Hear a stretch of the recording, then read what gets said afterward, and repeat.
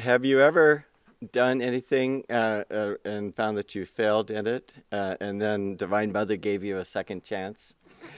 I was recently told a very inspiring story about an Ananda member who had their second chance, but it was after they had made a great effort in meditation.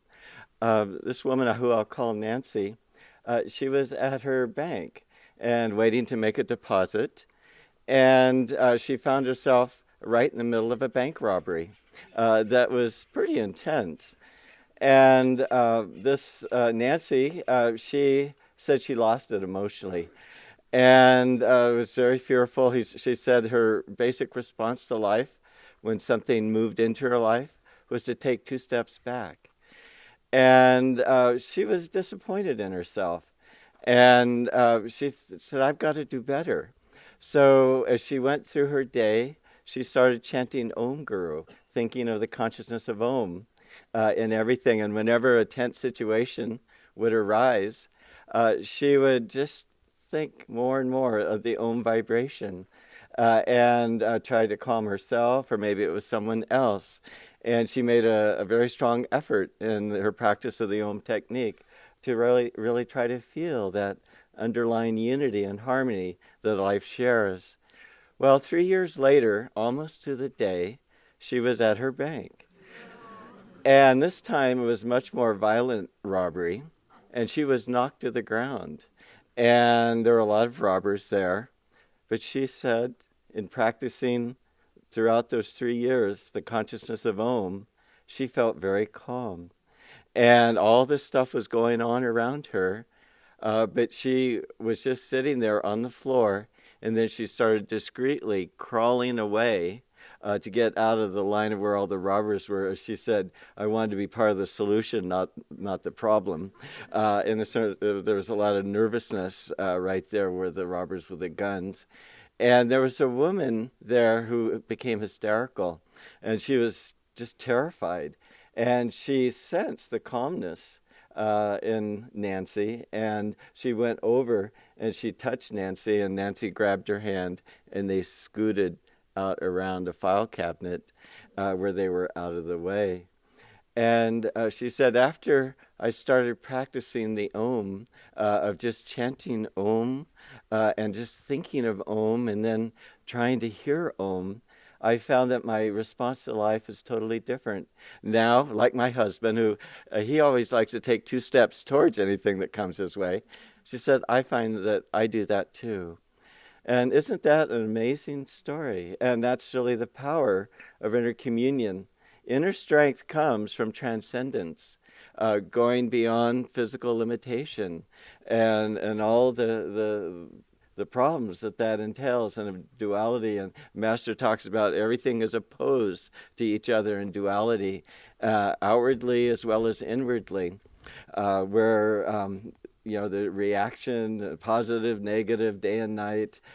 It's hard to move forward in this world because of all the opposition, and just even in our own selves, there's all this opposition, the way that all the energy flow in the body is canceled out. I think the greatest compliment I ever heard said to an Ananda minister was, all the energy in your cells are flowing in one direction. That's quite high praise, isn't it? The master, just before he entered the Swami order, he had an experience of the unity of the eternal light that was one of the most profound visions he said he ever had. And he was meditating on 4 Gwapara Road, and in his vision, he saw that he was a captain of a battleship, and it was shooting towards the shore, and there were shore batteries shooting back, and it hit the ammunition area of the boat and blew up, and Master found himself swimming to shore. And as he got on the beach, there were bullets singing all over the place, and then one hit Master, and he was lying there on the beach dead. And then in his dream, he came back to Gwapar Road, and he couldn't believe his good fortune. And he was pinching himself. There's this great joy that I have this body again. But then in the dream, he went back to to the captain with the bullet. And then Master said to the light, "Am I dead or am I alive?" He was confused. And the light just dazzled even greater and said, "You're made in the image of my light. And what does life and death have to do with light? Awake, my child, awake." And we're in meditation, we're trying to experience ourselves as the light. As one saint said, "Don't pray for light, you are light." There's a scientist who was in 1940s from Yale University. He was studying salamanders, and he found out something very interesting about salamanders that is very interesting for us. He said in a salamander egg, there's the imprint of electrical field that is the whole shape of the adult salamander. And as that salamander starts to grow through its stages, the blueprint of the adult salamander is there as a force field all around the salamander, guiding it to perfection. And even with a seed, it has the blueprint of the mature plant around it. And how much more is it like us? We're children of light. As Swami said, we aren't physical bodies. We're blissful manifestations of Om. Said that when you hear Om, you're fearless. When Swami heard Om in a dynamic way the first time in his life, he said the whole world could be burned up and it wouldn't matter. And you witness a greater reality, and you realize that you are a part of that reality. And how can light hurt light? And if we want to experience inner strength, we want to really transcend separateness, where life is just opposed to each other and where there's self-affirmation is going on. I read something recently about Winston Churchill, and Churchill was quite a talker, and there's a fun story of well, actually, that was Teddy Roosevelt, who was quite a talker, too. I'll have to tell the Teddy Roosevelt story first. Teddy Roosevelt was wanting to do big game hunting, and heard that the world's foremost expert was in town in Washington, D.C., so he invited him to the White House. And so the reporters knew that this big game hunter was going in, and they were there a long time. And then the big game hunter came out in a daze, and the reporter said, "Well, what did you tell the president?" And all he says, "I told him my name," and that's all that he was able to say.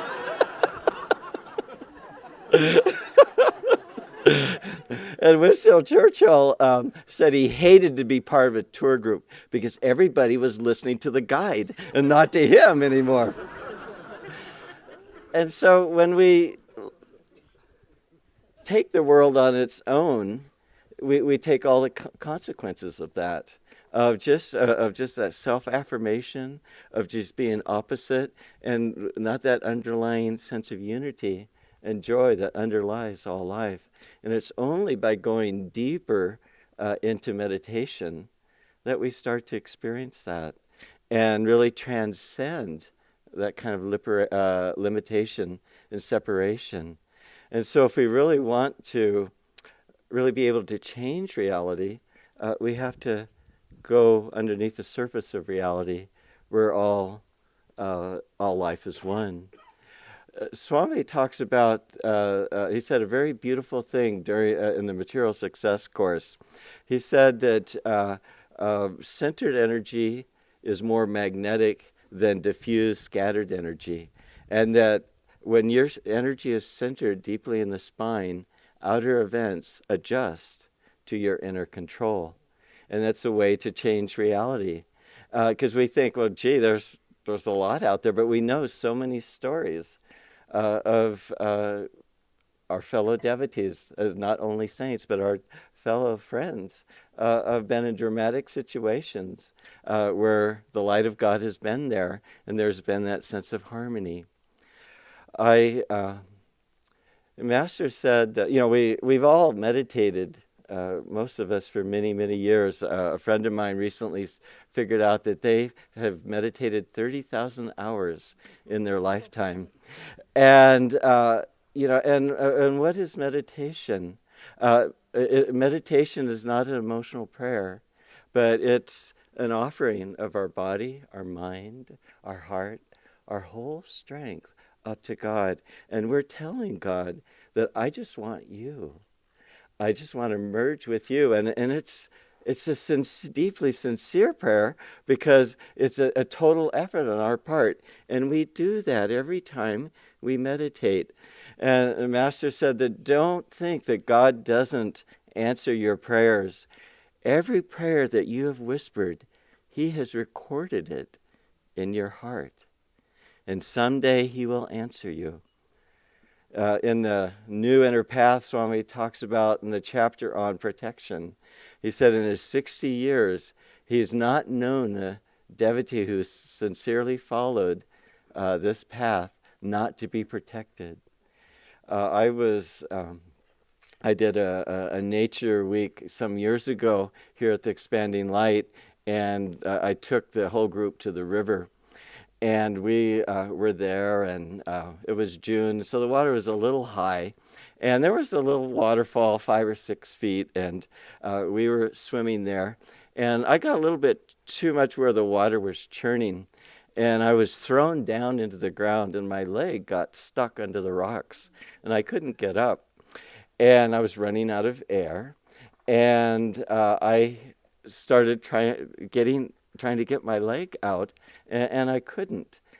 But I felt this real calmness, and I just, is this how I'm to go, Master? I remember saying that to him, and I was watching. I was like I was watching my body, and I was the leader of the group, and we still had a few more days left in the program. I thought I should make an effort. So I was pulling like this, and I couldn't get up, but I was very calm. And you think if you're running out of breath, you'd start to get nervous. But I wasn't. But finally, the leg came out, and I came up, and I was able to just get a mouthful of air, and then I was thrown right back down again. And then a little bit later, sometime my head came up, and I was able to get just a quick, and then thrown down again. Well, there was a man who just at the last minute had decided to come to the program, and he sort of noticed that I was going down and not coming up. And so he said to 2 other people, let's form a chain, and he reached out and he grabbed my arm and he pulled me in. And, it was a very interesting experience. I was really happy to feel that I was calm during that whole time, and I don't think it was any merit, that I did. It was Guru's grace. The masters have said that they will be here at the end for anyone who follows this path to bring you in. And thinking about that story, God isn't a tyrant. He is recording every thought and every prayer.